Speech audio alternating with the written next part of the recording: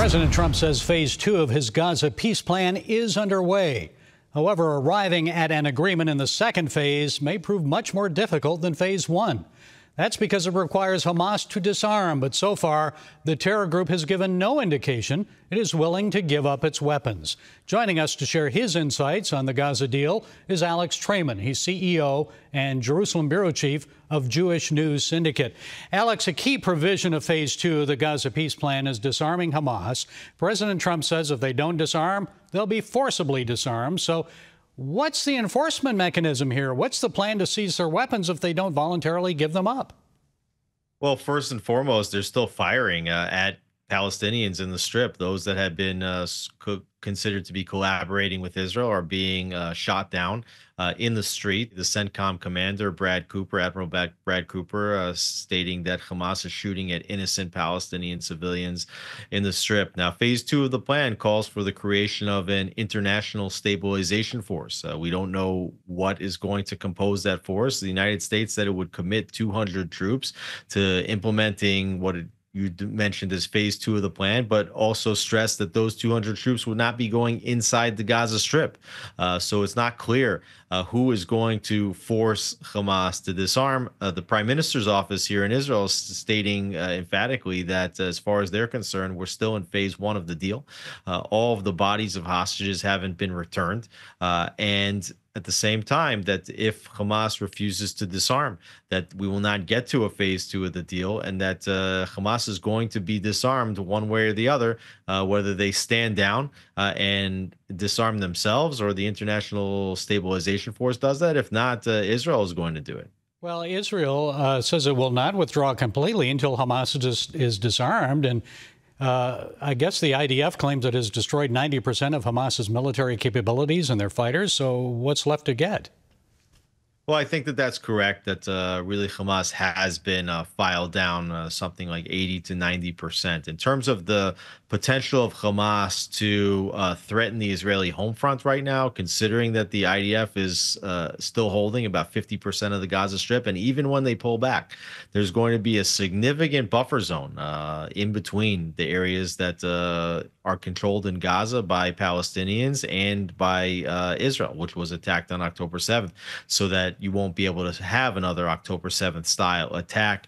But at the same time, part of what Israel requires is that Hamas not be the ones governing the Strip. Hamas cannot be in control of the Strip. So as long as you have, let's say there's 10,000 terrorists left with assault rifles, you know, they can still do a lot of damage just by imposing their will and their force in the Gaza Strip, something that is not permitted under phase 2 of the plan. And it's not just Hamas. There are other radical Islamic militants there with guns.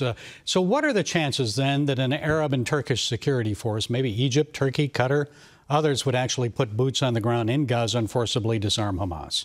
Well, that's what we're waiting to see what's going to happen. I mean, we had this President Trump going to this Sharm el-Sheikh conference, for peace in Gaza with the president from Turkey, from Egypt, from other countries, the Qatari prime minister, others, Emir, I think, was there.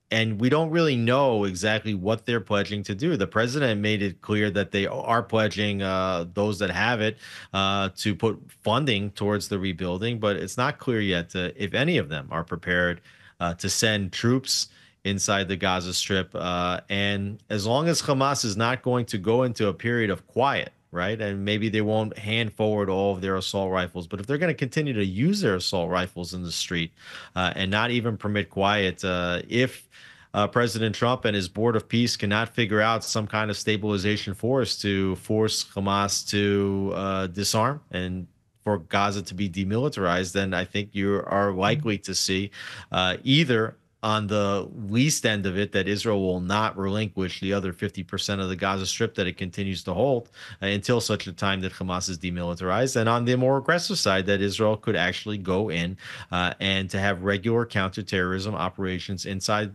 the Gaza Strip when they see terror activity manifesting.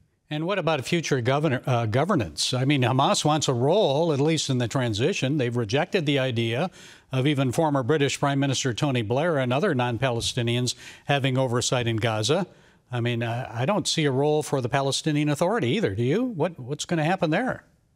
Well, Israel has stated that they will not accept any agreement where Hamas has any role in governance of the Strip, and they also will not accept an agreement where the Palestinian Authority has any role in the governance of the Strip, even though the 20-point plan did lay a pathway toward Palestinian Authority governance in the Gaza Strip, only if and provided that the Palestinian Authority will undertake significant reforms, that they themselves are no longer financiers of terror, that they're no longer inciting to terror, that their textbooks, which are the same textbooks that are used in Gaza, are not inciting to terrorism, and are preaching towards coexistence and normalization with the Jewish state of Israel alongside of it. So it doesn't seem like the Palestinian Authority is going to come in the short term. And what Israel is looking for and hoping is that there are clans, and these are like militias inside the Gaza Strip, that they may not themselves be what any normal person in the West would call like a peaceful organization, but one that at least is committed to working alongside Israel and doesn't pose a direct threat to Israel,